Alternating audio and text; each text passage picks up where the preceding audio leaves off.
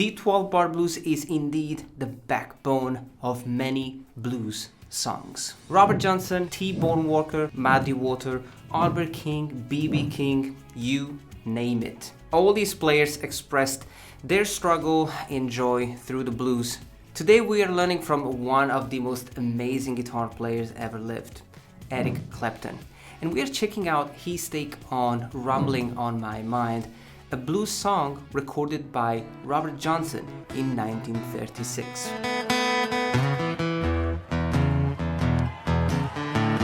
Let's break down the structure very quickly. We start with an E7 chord. A7,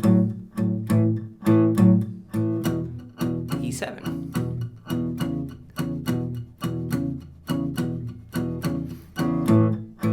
A7.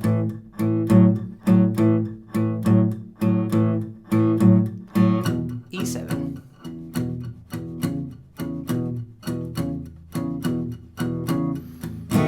B7. A7. E.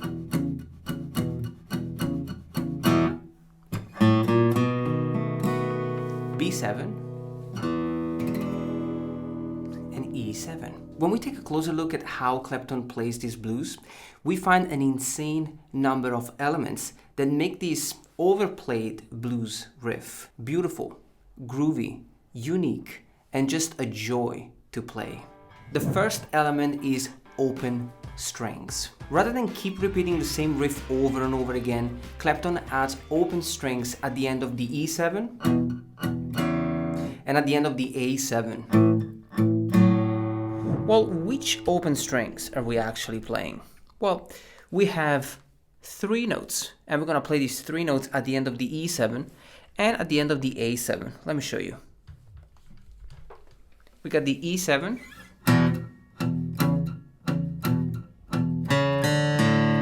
so we got these 3 notes on the fret 4, 0 on the 4th, and 0 on the 5th.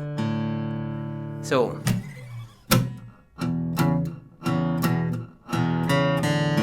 we're gonna do the same for the A7. This time we have 4 on the 4th string, 0 on the 3rd string, and 0 on the 4th string. Let me show you a better example.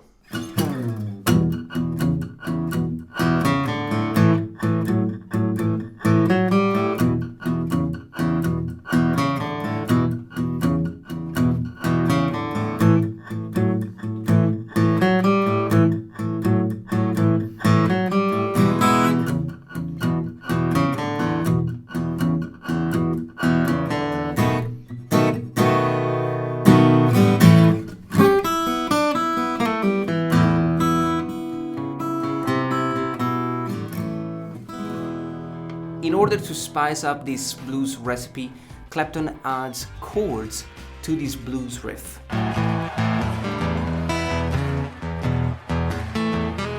Sometimes a simple E major or A major does the trick. And that's the thing about Clapton. He's not trying to play crazy chords. He's not trying to impress the audience with crazy sounding chords. It's clear that for him, it's all about the music, the groove, and the song.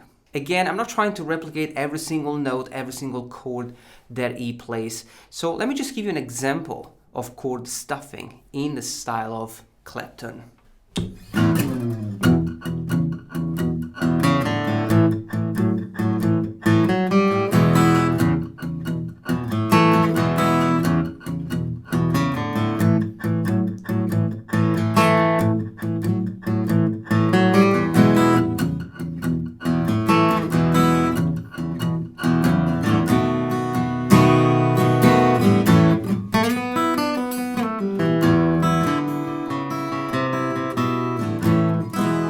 Element number 3, guitar tricks. Hammer-ons, grace notes, hybrid picking, and slides.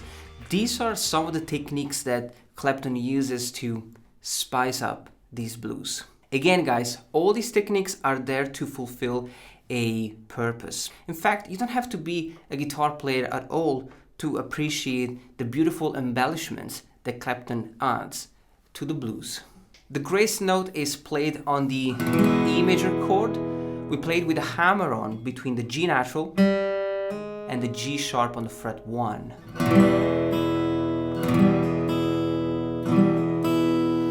We can also use the slide technique over the riff.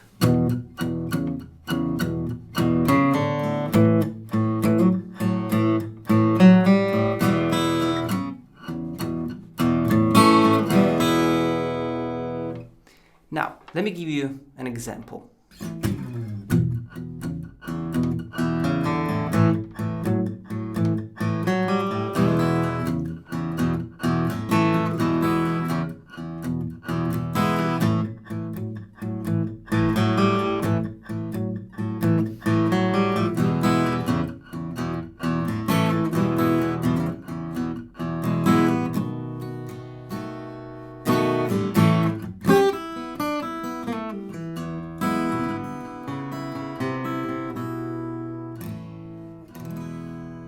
Element number 4, it's my favorite, guitar fills.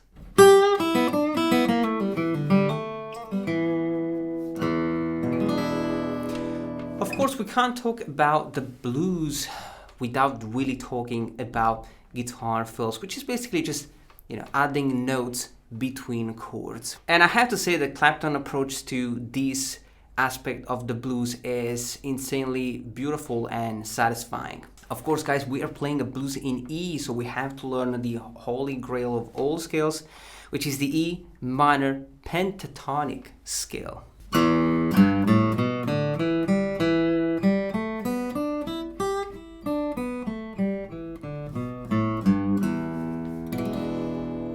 But also the blues scale.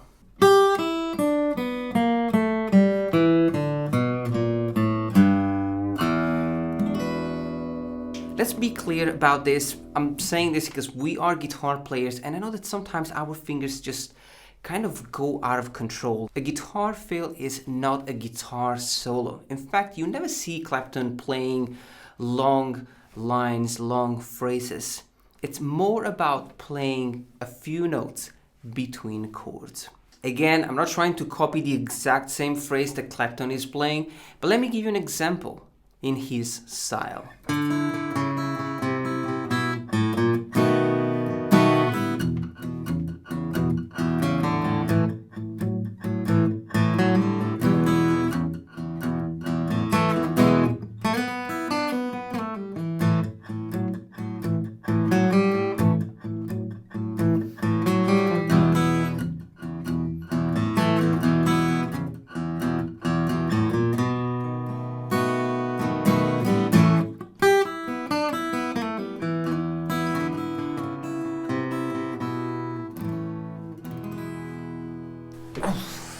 Alright guys, I just finished this video and it was a lot of fun. I had a lot of fun recording this blues lesson, and one thing that I learned from Clapton is that the blues is indeed one of the most fascinating, simple yet complex genre of music. And if the goal is to express yourself through music, the blues is definitely the style that you want to practice. Now, you don't have to become a bluesman, but you definitely want to understand how it works and all these small elements that you can add to a guitar solo or to a chord progression to make it sound more like your own. Now I'm gonna leave you to practice these lovely blues. Let me know if you like the lesson, enjoy this video, and I'll see you next time.